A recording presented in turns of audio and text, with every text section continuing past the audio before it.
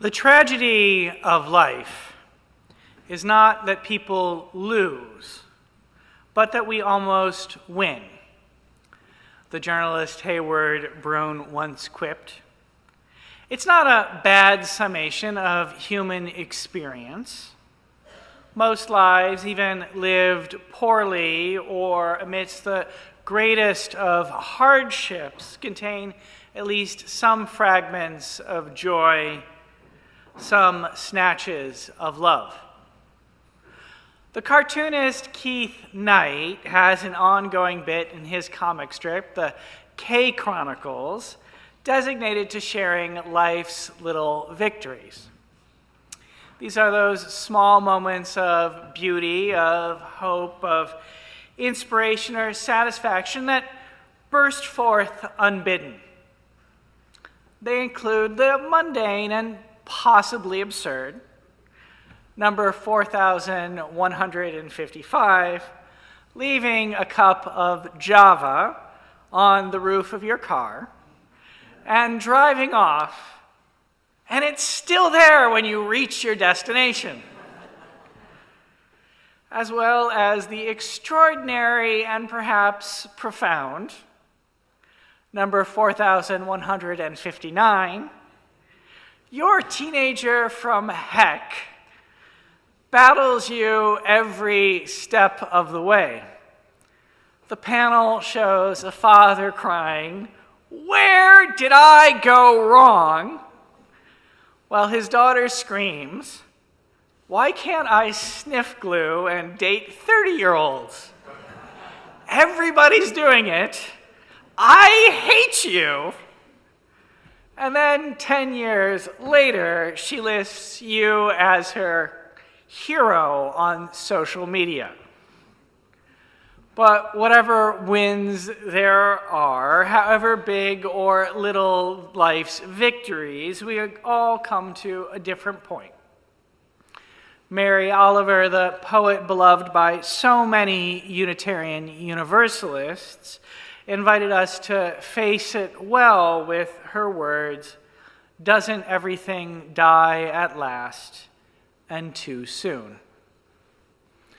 Doesn't everything die at last and too soon? Considering such queries, I'm convinced that one of the true struggles is to hold on to the good.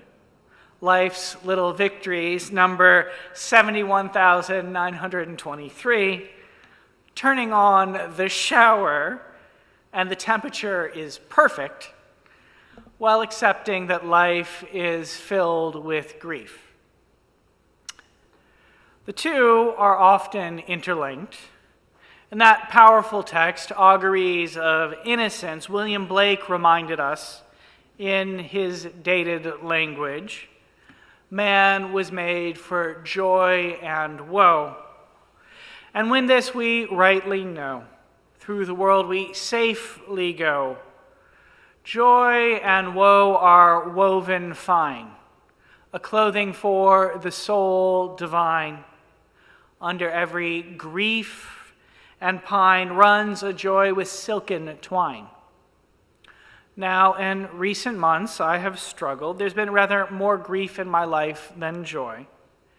It's been hard at times to recall the silken twine that Blake reminds us runs under every woe. I suspect that the same has been true for some of you. I know that our congregation has had personal challenges amongst our membership. The dissolution of relationships, federal employees who have been furloughed during the government shutdown, struggles with food insecurity as the president has weaponized economic aid and turned a basic nutrition program into a bargaining chip. Friends or family members who've been kidnapped by ICE, the deaths of loved ones, illnesses, and all the accompanying hardships of human mortality. I imagine that for some of you, such things have made it hard to find that silken twine. The matter has been made worse, of course, by the political cruelty of the president and his acolytes. Lavish parties at Mar-a-Lago while families line the streets seeking aid from food banks. Huge tax breaks that condemn some of the planet's poorest peoples to go further ignominy and death. False promises of an end to the genocide in Palestine. Climate crisis denial. The administration's most favored Afrikaner on track to become the world's first trillionaire. We don't need billionaires, let alone trillionaires. There is much in public life to grieve. It is a central purpose of our gathering to hold us in both our public and private grief, to help us find the silken twine even when it seems so hard to grasp. One way we do this is in the way that we talk about building the beloved community. It's committing to create a space where, in the words of Sophia Betancourt, our association's president, we are constantly connected to a hope-filled belief in human goodness and capacity for love. The Buddhist tradition encourages us to lift up 3 jewels to assist us in our suffering, in the inevitable grief that our lives have almost always won. One of these jewels is the Sangha, the religious community. When you enter into our sanctuary or join us online, you are invited into a space where you can share your grief and work to soothe the grief of others. It's one way I interpret 2 lines from our covenant to love is the spirit of our congregation and to encourage one another. Such a spirit helps us to locate those great silken twines. Like most authentic religious communities, we testify to our shared love through our ongoing ministries of compassion, the visits of the care team to the sick and shut-in members, the aid we give each other when we are in need, the shared parenting of religious exploration, and the assurances, the celebrations, the joys we offer each other in worship, in small groups, and in all that is our life together. At our best, we exemplify our shared love, as many religious communities do, when we live out that old socialist slogan, from each according to their abilities, to each according to their needs. It's a slogan inspired not coincidentally by the Christian New Testament. In the Acts of the Apostles, it reads, "The disciples agreed to make a contribution, each according to his needs, for the relief of their fellows." Joining this community does more than just provide us a way to accompany each other in our private griefs. It offers us a religious tradition from which we can understand our public griefs and even come together to find sources of hopes to uncover silken twines in times of despair and grief. Throughout this program year, we've been turning to our history as a dissenting tradition to aid us in reckoning with that public grief. Writing immediately after the 2024 election, Rebecca Solnit offered us reflections on how overwhelming that public grief can feel. Describing the attitude of the victors, the proponents of the politics of cruelty, she wrote, "They want you to feel powerless and to surrender and to let them trample everything." But, she observed in another essay, "The unforeseen regularly happens." We are charged, in her words, not to take the short-term view, which breeds defeatism and despair. Instead, we are called to lean into the long-term one, in which we come to understand that crucial change is always possible, It just does not happen immediately, completely, or even permanently. Once you create a new vision of what is possible and acceptable, she observed, the seeds are planted. Once it becomes what the majority believes, you've created the conditions in which winning is possible. The planting of seeds, the lifting of silken threads, the creating of the conditions in which winning is possible. The historian Robin Kelly names this work freedom dreaming, the act of seeing life as possibility, even in times of defeat and despair. It is the work of proclaiming the kind of politics and the building of the kind of religious community that has more to do with imagining a different future than being upset with the present. Such dreaming has long been a dimension of our religious tradition. Each Sunday, we say that we are surrounded by a great cloud of witnesses. The phrase comes from a letter to the Hebrews in the Christian New Testament. There it reads, in part, "With the great cloud of witnesses around us, therefore, we must throw off every encumbrance and run with the resolution of the race which lies ahead of us." The words are a reminder that we struggle with public grief as part of a community that has been confronting injustice for generations, each of our contributions but a step in the longest march. Doing so, walking or traveling this way, step by step, we seek to bring about our aspirations for a better world, to live in a society where, to invoke Cornel West, justice becomes what love looks like in public. One of our great religious ancestors who invites us into freedom dreaming during times of despair, who points a way to sit with public grief, even as we hold on to our private griefs, is the poet John Milton. You might not think of him as a Unitarian. His name rarely gets dropped into the cloud of witnesses of Ralph Waldo Emerson, Frances Ellen Watkin Harper, Margaret Fuller, Mary Wollstonecraft, Frederick Douglass, or Theodore Parker, that collection of 18th and 19th century divines who we often invoke as our religious ancestors.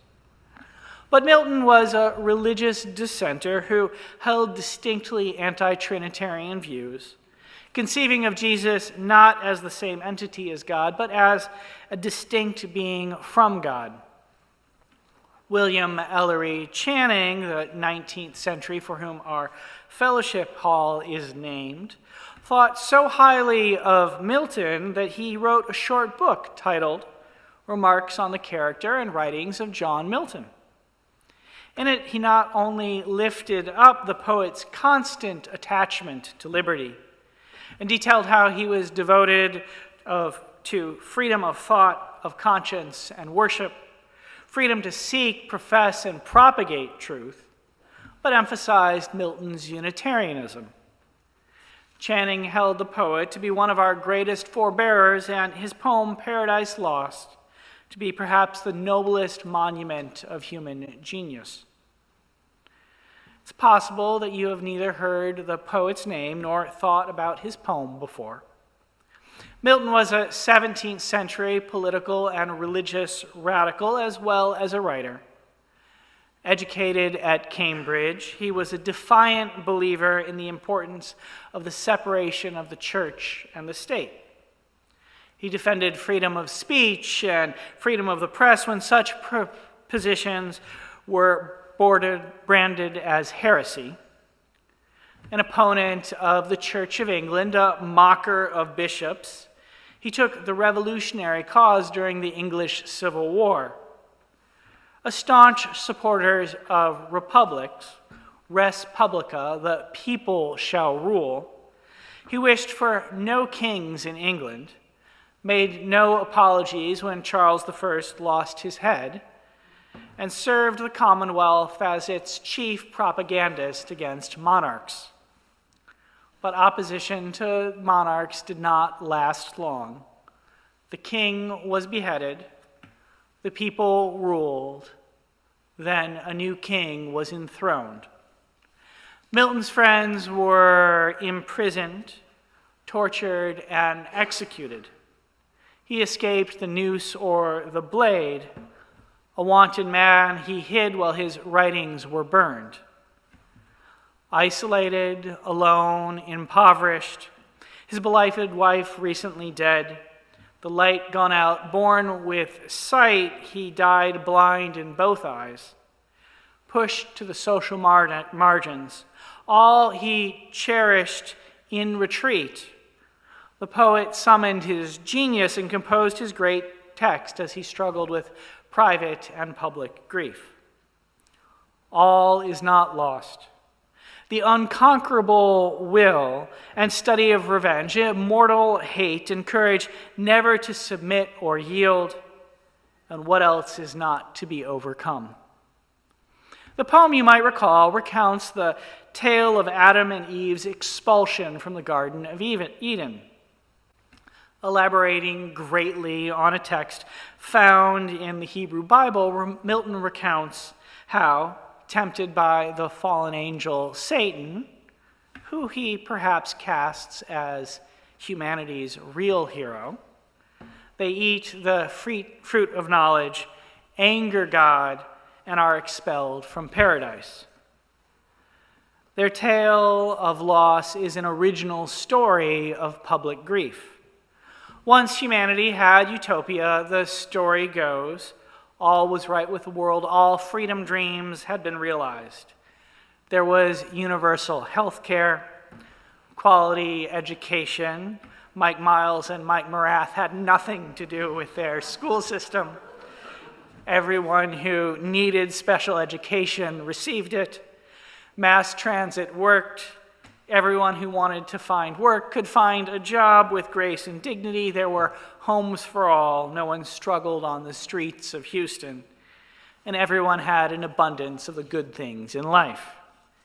Eden was supposed to be something like that. But humanity strayed and lost it all.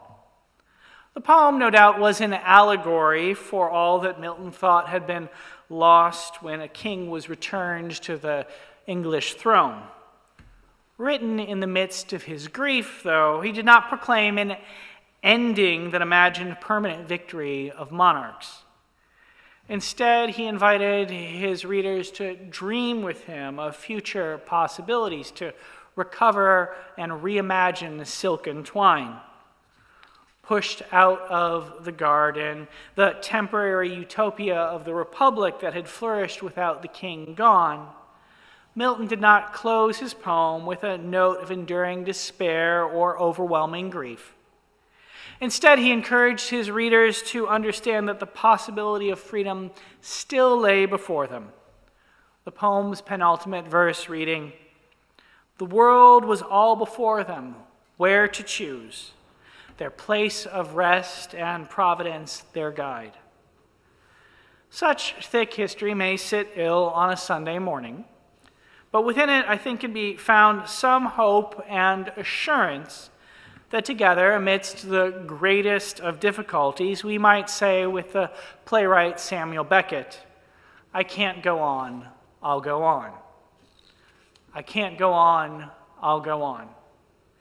Being religious dissenters in a time when Christian nationalists seek to merge reactionary theology with the law means consistently proclaiming the importance of the separation of the church and the state. In Greg Abbott's Texas, it might even mean invoking the words of the late poet Gil Scott Heron, who said, "Especially that church and that state."